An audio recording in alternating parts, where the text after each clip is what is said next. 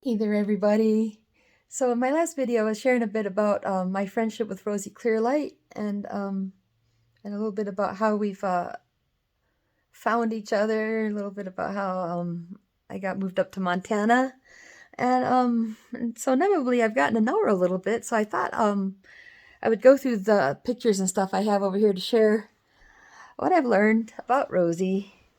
Now, she's from the Berkeley area, born in 41, I believe, grew up in El Cerrito. And so her family are originally from England and are Canadian citizens that were living in California when she was born. So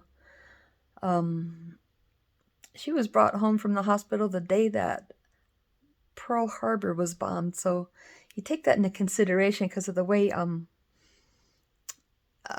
the way the culture changed right as she was being born. And so anyways, she really loved her dad. He sounded like a really cool, even-tempered guy. And unfortunately, for some reason, her parents split up and she ended up with a guy that she didn't get along with so much. So she ended up going to live with her grandma on her mom's side. Now, her grandma is a psychic healer and gave her a lot of her education on yoga and spiritual stuff. But they lived in this little apartment, and her grandma was very poor. So when Rosey had the chance to get married and move on, she was really happy to do so. I'm pretty sure finally get on with her life. And so she got married and had kids to a guy named Buck, which is short for Buckingham. So I don't know his first name, but his family really loved her, and it seemed like they were going to take good care of her and everything. But according to Rosey, Buck was drinking a lot, and he might have been cheating on Rosey. And so what he did was he reversed the blame and then accused her of cheating and threw her out late at night and nothing but her nightie, and kept her kids, kept her house. And he got away with it because he had enough social support in the area. And so she married Grant next. It seemed like she had premonitions about this guy, so it was really easy to make the connection. It just seemed like they were available at just the right time for each other and felt a good enough connection. So they fell in love really hard and had some kids. And that's where she was really living her life as a hippie there. And so they opened up like a consignment shop to sell art and jewelry. And because they were selling like papers and pipes, you might say they could have been one of the first head shops in the country. So you guys, she had also been around the music scene. She said she made friends with the manager of Grateful Dead, so was a naked dancer on stage with Grateful Dead. Now, this isn't so much my music, but I do appreciate that she was close to sort of a rock and roll scene and a psychedelic scene and everything. But next thing they did was pack up and go to Europe for a year to live like gypsies. And during that time, that's when they encountered a UFO while they were camped out in Hungary.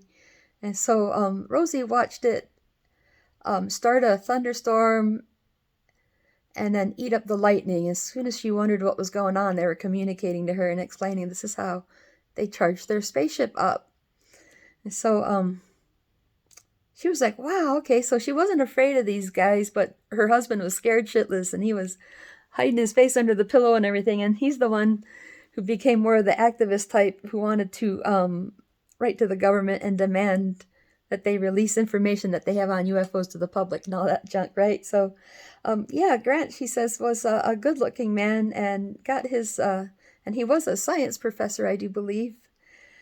But when they got back to the States and he wanted to start bringing other women home, that's pretty much what ended the relationship. But again, she has really good luck keeping men in her life because soon after she met Howard, and it just seemed like they clicked right away. So Howard Clearlite was running the Zen monastery there at Tassajara.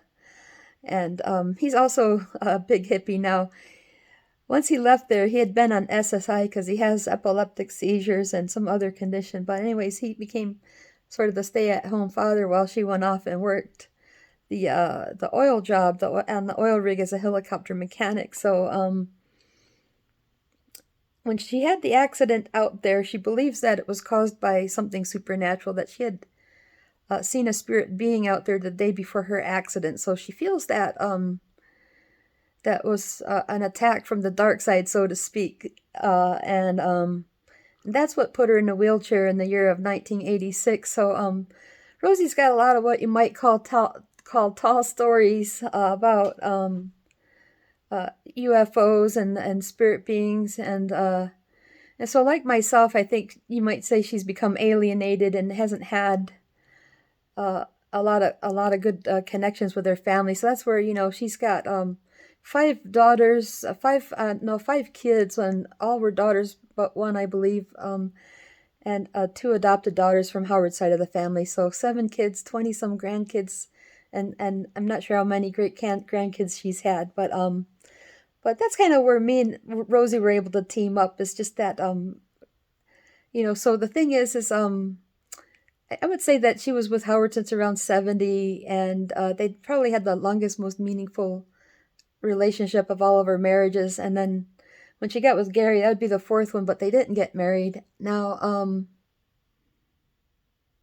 they're saying about her relationship with Howard was, well, he was dying of prostate cancer, but it was a heart attack that killed him. So we lost Howard in 2008, and so in 2009 I came up here to live with her. Now, I got some pictures here I thought I'd go through quickly, you guys. So of course, she's very proud of her helicopter training and mechanic training. That's something that she has in common with Gary. When he was in the Army, he also was he was a big machine mechanic. Now, I'll talk about Gary a little bit later on. Right now, I want to show some pictures quickly of Howard and Rosie. And this is what Rosie was like when I met her. She was already in a wheelchair, of course, and she's done a lot better since I've gotten to know her.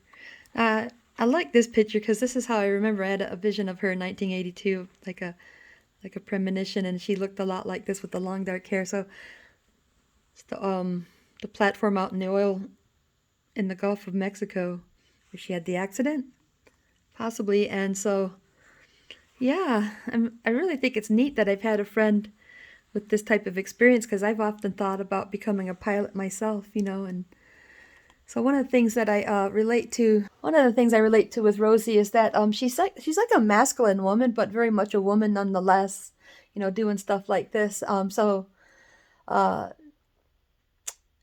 myself, I feel like a lot of people wonder if I'm homosexual or something like that. Nah, I'm just a tomboy, you guys. So that's where me and Rosie kind of hit it off. We're the kind of women that don't really like to hang out with other women so much, and so it seems like guys are just so much cooler sometimes. And before they got into that, you know, before she was doing the helicopter stuff, they did have a ranch out in Colorado, and she talked a lot about that. So she got some really excellent life experience living close to the land. And so I thought I'd run through a few pictures since I've come to live with her in Montana. So that's in Bedrock Canyon on the way to Hungry Horse with our dog Maya. She was a Rottweiler that her daughter brought to her. It was rescued. And so you guys, that's the hippie spigot. We call that the hippie spigot, where you get your free fresh water. This is some of the wonderful adventures I've taken with Rosie into the woods, the back roads of Montana. That's Hungry Horse Reservoir, Lake 5. So Maya was such an awesome dog. I can't wait to tell you about her. And there I am practicing Kung Fu on the dock. That's real good training for balance on that moving surface. Lake 5 has some of the prettiest water. And then and that's a nice shot of Maya the dog. So Maya probably lived to be about 10 or 11. She died of cancer. She had cancer in her hips. So when you go up to Glacier National Park, you might see these type of goats. This is the Continental Divide. I look like such a goof, but there I are. And then some more beautiful mountain shots. Fortunately, I got some good pictures of me and Rosie and Gary in the same picture at one time. this one's an even better one, you guys. Boom. Now, the reason I have this silly thing laying here is that was a love note that she wrote to Gary. Now, you guys, I just wanted to share a little bit about Rosey's life and take you through those pictures. So I'm going to be back a little bit to tell you about some of my life experiences living with Rosey. You guys take care, and I'll talk to you soon.